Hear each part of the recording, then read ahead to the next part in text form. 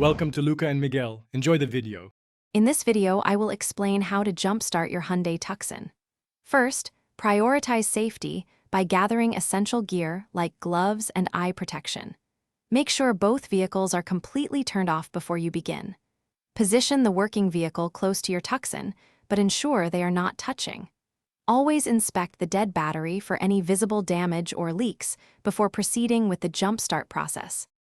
Now, let's connect the jumper cables. First, attach one red positive clamp to the positive terminal of your Tucson's dead battery.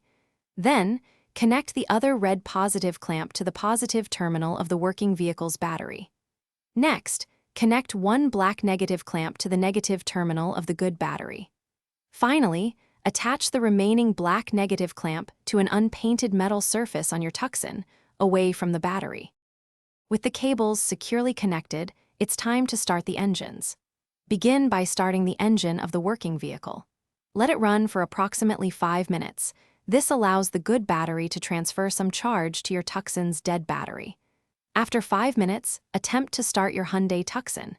If it doesn't start immediately, wait a few more minutes with the working car running, then try again. Once your Hyundai Tucson has successfully started, it's crucial to disconnect the cables in the correct order. First, remove the black negative cable from the unpainted metal surface on your Tucson. Next, disconnect the black negative cable from the good battery's negative terminal. Then, remove the red positive cable from the good battery's positive terminal. Finally, disconnect the red positive cable from your Tucson's positive terminal. Drive your car for at least 20 minutes to fully recharge the battery. Thanks for watching and please subscribe.